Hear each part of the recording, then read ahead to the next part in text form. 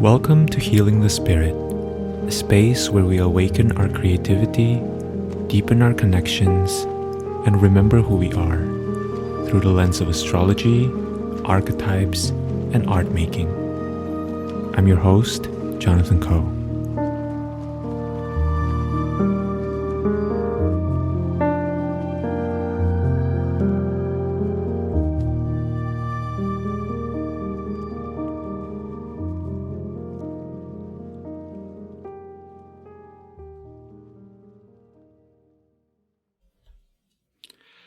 Hello everyone, welcome to Healing the Spirit and welcome to this episode. Thank you for being here, and in this episode I will be sharing some of my own contemplations for the coming week of July 31st, 2023. And as always, my invitation is for you to tune inwards and to allow your own inner knowing to come forward.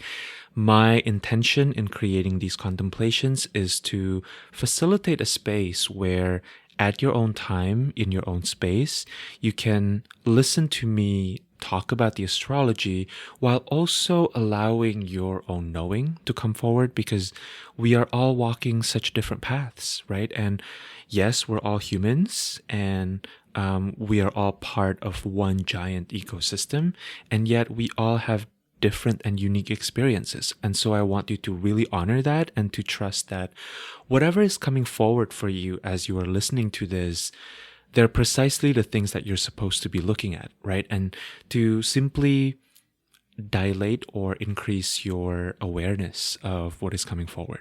And so let's begin with a little bit of a rundown for the astrology of the week ahead. On Tuesday, August 1st, we have a full moon in Aquarius.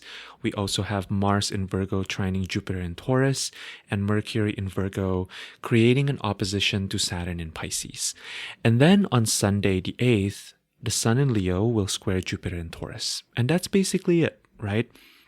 It's a pretty quiet week astrologically, which are honestly always, they always feel better for me, to be honest with you. I feel like quieter astrological weeks give us a lot of space to really digest and to integrate whatever has been coming up for us. Especially, we've been having pretty busy couple weeks. You know, the past couple weeks have been a lot of different astrological shifts, right? So I think this is a really great time to be integrating and to be really allowing our lived experience to start talking to us, right? Like sometimes, even though planets move, or we have certain astrological shifts that happen during a particular week, we may not even feel the effect of it, or we may not be able to see how it's impacting us until a couple weeks later. And so I invite you to tune into that. Maybe there have been some things that have been moving through you in the past couple weeks. And yeah, really giving yourself space to contemplate what that's been like. How are you doing? And taking the opportunity of this relatively quieter week to really tend to yourself. It's also worth noting that the signs that are activated this week are mostly in fixed signs, right? And mutable signs. And so we have Leo, Aquarius, Taurus, which are fixed signs, and then we have Virgo and Pisces, which are mutable signs. And so it's going to bring forward, or one can also say that this is a great time to be looking at the connection, right? The relationship between the fixed parts of our being, of our lived experience, and the mutable parts of our lived experience. And so I'm going to start with sharing the questions that I would invite us all to contemplate this coming week, right? Which are, how might changes, instabilities, and shifts show us the core of who we are? And conversely, how might anchoring in the stability and the predictability of rituals, right, that we have practiced, all of us have rituals, right? We are creatures of habit. Even if you consider yourself pretty erratic, you have a ritual. How might those rituals facilitate your transformation in some shape or form, right? Perhaps there's a way in which having those rituals or anchoring yourself in those rituals assist you in feeling safe to more courageously accept the opportunities for transformation that are showing up in your life. To embrace change is to remember that we have a core to our being, right? That there is something that lies at the core of our being that are unchanging. Because otherwise, we would be too scared, right, to embrace change. We would just kick and scream if we don't believe that there is a part of us that can stay constant. And conversely, again, to honor the core of our being is also to practice releasing our attachment, right, to everything else that isn't part of the core. An image that's coming to me with regards to this is a snowball, right? If you have one of those decorative snowballs, no matter how vigorously you shake the snowball, as long as you don't break it, right? You know that the snow will continue to settle down, right? Eventually, sooner or later, no matter how fuzzy it gets in the snowball, eventually the snow will settle and things will get back into some sort of homeostasis, right? And so it is my belief and also part of my practice that the difference between the different signs of astrology, right, such as the difference in elements or the difference in modality, is really what makes them unique and what enables them to collaborate with one another, right? In other words, it's really not about a competition, right, between fixedness and mutability, let's say, but rather they're really facets of the same whole, right, or maybe fractals of the animate whole. On a more practical level, this week to me is really about embracing both the changes that have been coming for a while, as well as really celebrating the flexibility that these changes are inviting us to become more aware of, right? Whenever there's a lot of Virgo energy, I'm always reminded of how flexibility and strength are never mutually exclusive, right? How in fact, flexibility is a marker of true strength, and strength is a marker of true flexibility. It's very often the case that when we allow ourselves to be transformed by life, when we allow ourselves to experience changes that life brings to us, that process is inextricably linked to looking at parts of ourselves, both our strengths and our woundings, that kind of lie at the core, right? When we say yes to changes, we are also, in a way, saying yes to looking at the underlying patterns that have always been there, right? The themes that continue to come back to us and for us. The patterns that we're not really here to transcend within this lifetime, because not everything in life is about transcending things, right? Some things are really about maintenance and about making friends with the decay of our physical form, right? And how that is not evidence of our flawedness necessarily, that there's something wrong with us, but it's actually a feature of our unique aliveness, right? These are the patterns that we're really here to work with, and in working with them, we get to appreciate the depths of our unique experience more and more. The fixed signs can point to what some of these patterns are. Do these patterns constellate around themes regarding significance, being seen as a unique, irreplaceable human whose presence has inherent value? Well, these are Leo themes, right? Do they constellate around belonging, how to find a group of people, a social structure where you're understood and accepted on a deep level, and you don't have to constantly do the hard work of translating yourself to others? These are Aquarian themes.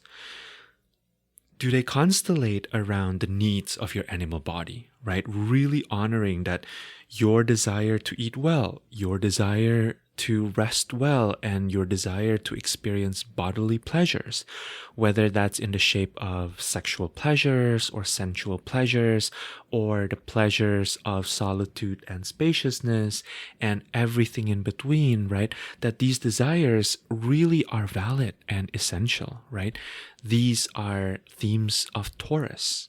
So, one of the ways that I understand fixed signs is that, again, these are energetics within our bodies, within our birth chart, within our lived experience, within our greater web of life, right? That are really constant. They really are incarnational needs. And while each of us, there are variations, right, for each of us around how we individually want to meet them or to what extent we need them met, they're also kind of non-negotiable, right?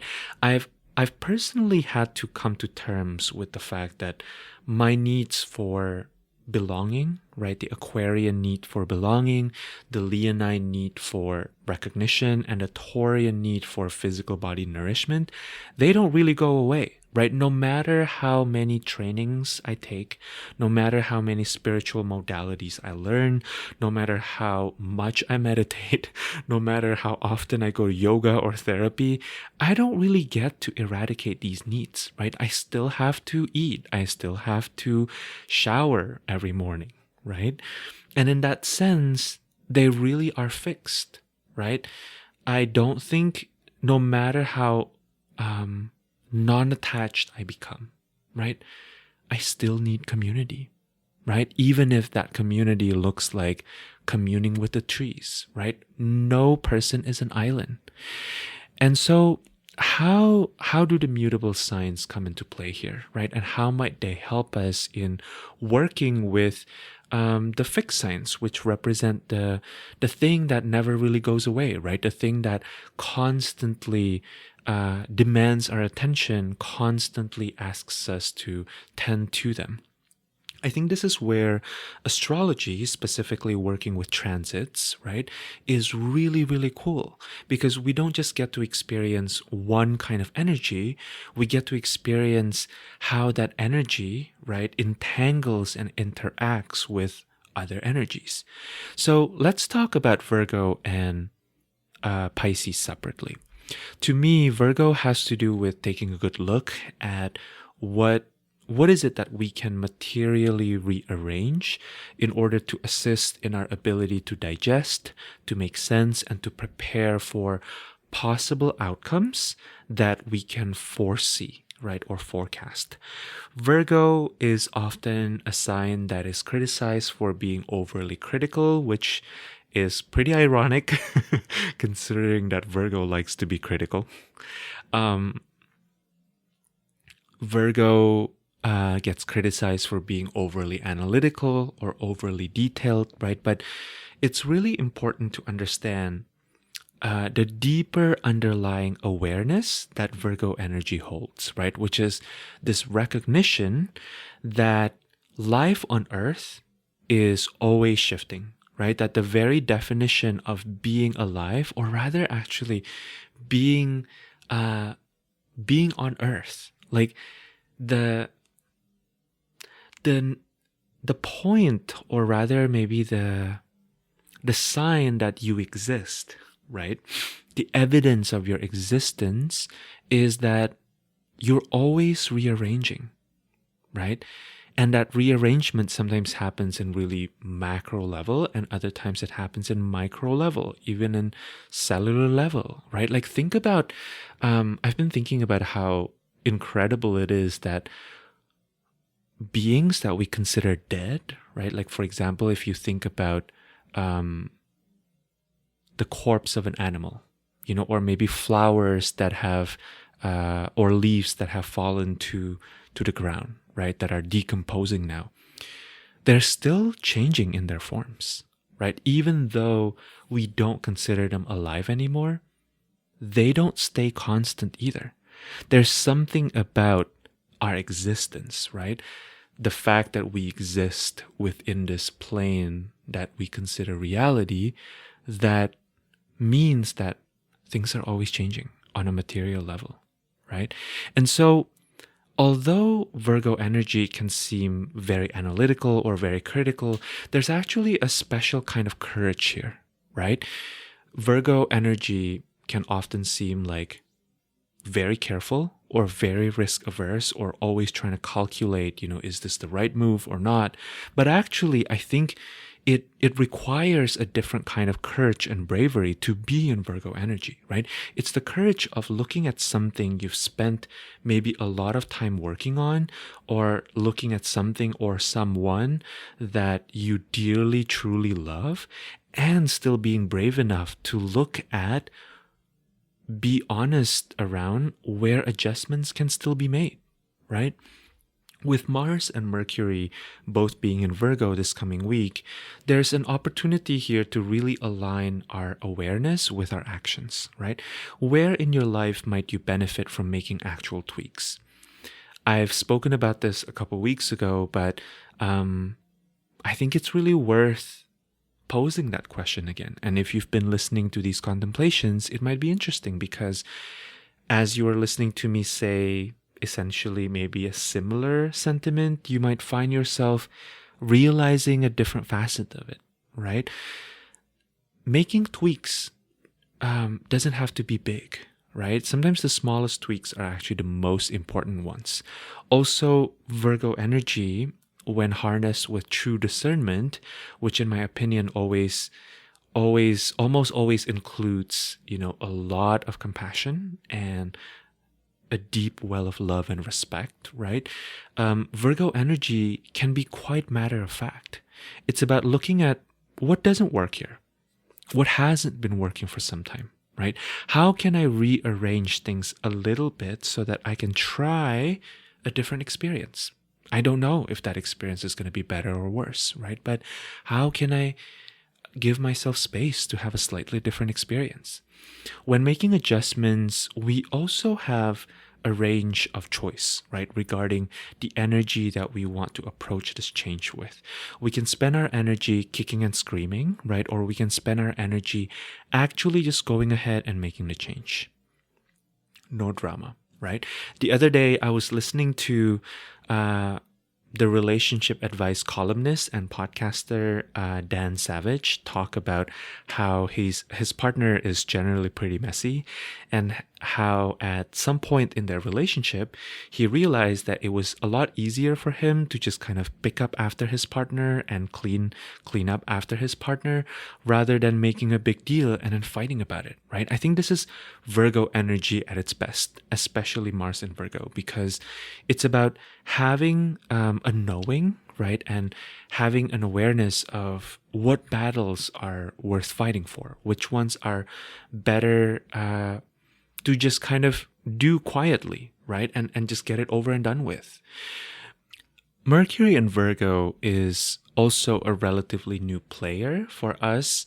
That basically Mercury ingressed into Virgo sometime last week. And Mercury will also spend a lot of time in Virgo this year, until October 4th, when Mercury ingress into Libra, to be precise, right? And so it's interesting to think about Mercury in Virgo, because Mercury is considered in domicile in Virgo, right? Meaning Mercury is able to express its nature fully and without a lot of hesitation or obstacles in Virgo. And Mercury is also exalted in Virgo, right? Meaning Mercury gets access to a certain kind of sheen, a certain kind of luminosity. There's a special spotlight on Mercury while it's in Virgo that attracts attention, right? And so one thing I've been thinking about with Mercury in Virgo is that Mercury in Virgo is Mercury in its nocturnal sign, right? It's Mercury showing its night face in Virgo. Whereas in Gemini, the other sign that Mercury rules, Mercury is in its diurnal sign, or showing its day face, so to speak. Mercury is often associated with being a psychopomp, right? Meaning the intermediary that guides souls into the underworld after death. And so this theme around toggling between the above world and the underworld is very present with Mercury in Virgo. Mercury in Virgo possesses a certain kind of purity, but it's also aware that the world we live in is essentially impure, right? And so that purity, when brought into the material form, will necessarily lose its purity. It will have to interact with other things that are not necessarily pure, right? There's a dark quality to this awareness. Mercury in Virgo is Mercury that is aware that every baby, every puppy, no matter how cute or innocent, will eventually have to return back to the belly of the earth, right? Every child will eventually move through the passage of death. Nobody gets out of this world alive, right? And so Mercury in Virgo brings an inherent kind of courage, right? An inherent kind of ability to look at realism straight in the face. Mercury in Virgo is very much connected to that Mary Oliver quote that we all love so much, right? Tell me, what is it that you plan to do with your one wild and precious life?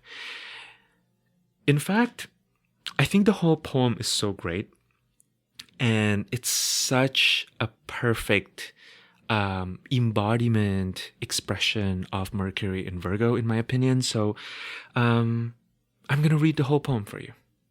Okay, let me find the poem. So this is The Summer Day by the great Mary Oliver. Who made the world? Who made the swan and the black bear? Who made the grasshopper? This grasshopper, I mean. The one who has flung herself out of the grass. The one who's eating sugar out of my hand. Who's moving her jaws back and forth instead of up and down. Who's gazing around with her enormous and complicated eyes. Now she lifts her pale forearms and thoroughly washes her face. Now she snaps her wings open and floats away. I don't know exactly what a prayer is. I do know how to pay attention, how to fall down into the grass, how to kneel in the grass, how to be idle and blessed, how to stroll through the fields, which is what I've been doing all day. Tell me, what else should I have done? Doesn't everything die at last, and too soon? Tell me, what is it you plan to do with your one wild and precious life? I mean, it's extremely urgent, right? In its stillness. There's such light at the beginning of the poem, and then looking at that light head on, observing that light, gives way to having this courage to look at the profound darkness that we are all here on borrowed time, right? That this form of being alive that we have is not going to last forever. So I think Mercury in Virgo this year is really a perfect time to examine your life, to examine yourself, right? How is it going? How is it really going for you right now? How are you doing? Are there changes that you want to be making? And if so, what's in the way of you making these changes right now? Whose voice is it in your head telling you, nah, just put it off until tomorrow or next week or next month or next year? What are you actually hanging on to when you're not allowing yourself to be shifted by life?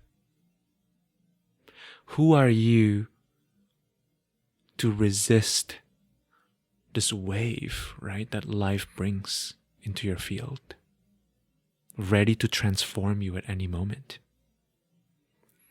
I think so often transformation feels so scary for us because we like to think that we can be in control of our transformation.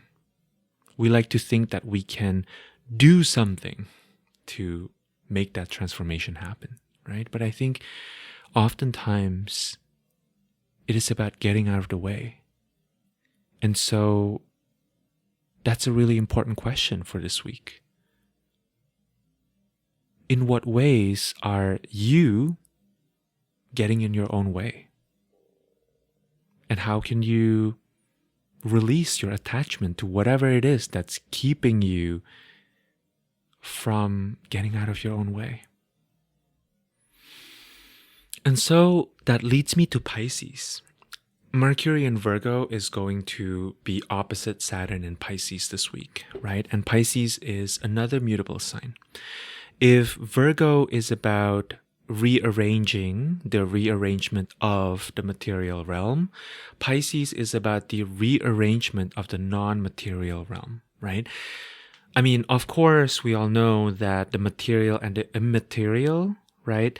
The material and the non-material are all part of the same spectrum, right? Just because something is non-physical doesn't mean it doesn't exist, right? Doesn't mean it's not real. Love is not real, right? And yet it's also the only thing that's real. Or rather, love is not tangible, or love can't be held with your bodily sense in like a material way, but it's very real, right? Friendship is not something you can touch, but yet it's very real, right? It's not material, yet the immateriality of something doesn't mean it's not real. And so Pisces invites us to also watch the current of the stream, right? To read the patterns of the ocean surfaces of our lives, to read the energy, right?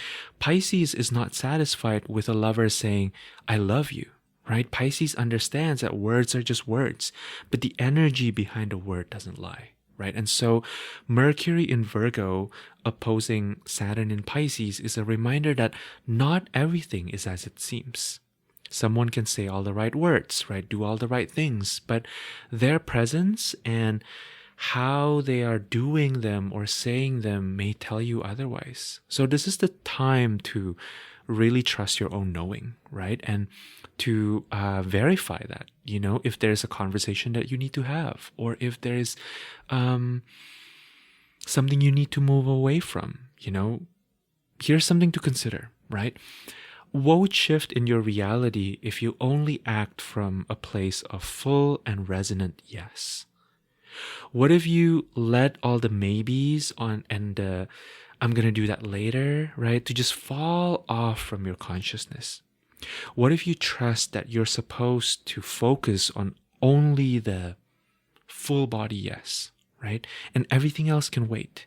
Everything else will have its own time if it's meant to be for you. Another way I've been thinking about this is, if I have to think about it, maybe I can just let it go for now, and if it's meant for me, it will find its way back. And so trusting that whatever is mutable, whatever is shifting, right, will ultimately serve the purpose of showing you what remains, right, what is fixed. And also, whatever it is that you can hold on to or that you like to hold on to, right, as a ritual, as a way to make this lived experience a little bit more easeful for you and a little bit more comforting to your nervous system, to your body. How can you allow that to be a vehicle for deep transformation? All right, friends, that is it by way of contemplation. Thank you for being here. I hope that serves you. And as always, if you are looking for a reading, if you feel like you're at a moment where your birth chart or looking at your birth chart can be nourishing and can facilitate you in moving through whatever you're moving through with a little bit more grace and ease, I would love to hold space for you. You can find information to get a birth chart reading with me, or you can also get an Akashic reading. I would love to hold space for you. And also, If you feel like listening to this podcast has benefited you in some way, shape, or form, I would appreciate your help, and this podcast would also appreciate your help in getting the word out there. I would love for you to leave a review on Apple Podcasts, leave 5-star ratings, or leave a comment on Spotify. All of that is really, really helpful in getting the algorithm to encourage other people who might benefit from listening to these contemplations to find this podcast. All right. I'm sending you so much love, and I hope that you have a beautiful week. Thank you for listening.